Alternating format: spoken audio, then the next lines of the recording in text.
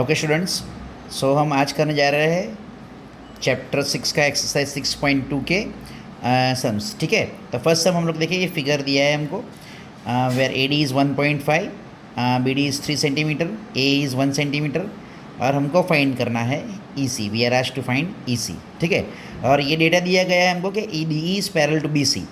अब D E parallel to B C है तो हमारे पास थियरम है बेसिक प्रोपोर्शनलिटी थियरम, या कभी कभी बोलते हैं फंडामेंटल थियरम ऑफ प्रोपोर्शनलिटी। ठीक है, तो वो थियरम क्या कहता है कि if one line is parallel to one side of the triangle, if one line is parallel to one side of the triangle and it intersects the other two sides in two distinct points.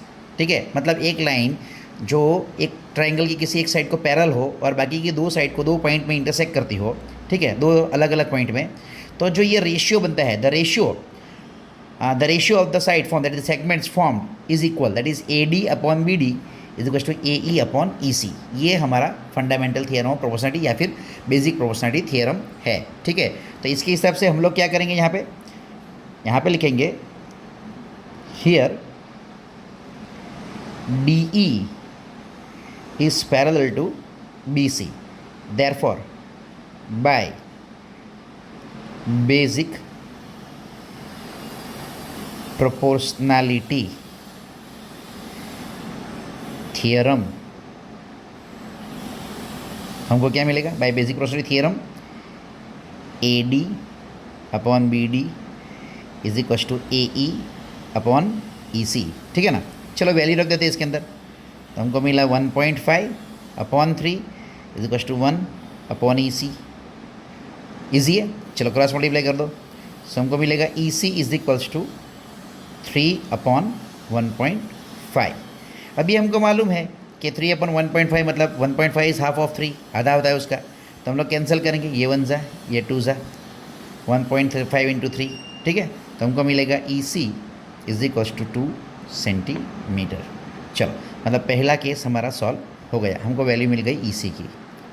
उसी तरह ये दूसरा सम दिया है same question के अंदर, condition वही है कि D is parallel to B C. हमको दिया गया है 7.2, ये 1.8, ये 5.4। अगर हमको ए डी फाइंड करना है, हम लोग ए डी फाइंड कर सकते हैं same way by basic proportionality theorem, यही हम लोग यूज़ करेंगे। ठीक है, तो सेकंड के अंदर भी बाय बेसिक प्रोपोर्शनलिटी थियरम अगर हम यूज़ करते हैं, बाय बेसिक प्रोपोर्शनलिटी थियरम हमें क्या मिलेगा, हमको मिलेगा A D upon B D is equal to A E upon E सी।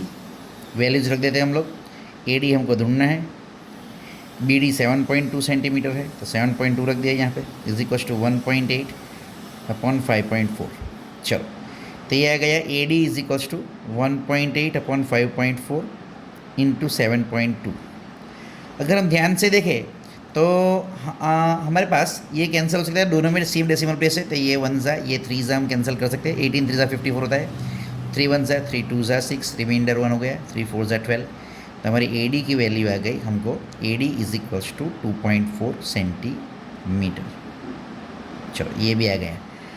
बच्चों, कभी क्या होता है कि ये क्वेश्चन में थोड़ा ट्विस्ट करने के लिए हम लोग को क्या दिया जाता है कि कभी कभी हमको फुल ए सी की वैल्यू दी जाती है, या तो ए दे दिया और फुल ए सी दे दिया और फिर ये वैल्यू देते हैं हमको फाइंड करने के लिए कि ए डी। ठीक है, तो हम लोग ऐसा भी कर सकते हैं, ये 3 पॉइंट्स कोलिनियर है। ठीक है, तो हम ए सी दिया है ना, तो अगर ए सी है तो हम लोग लिख सकते हैं कि A C is equal to A E plus E C, और इसके अंदर ये वैल्यू रख दी, अगर ए ई दे दिया है तो ए ई है, ए सी है, तो हमको ऑटोमेटिकली ई सी मिल जाएगा।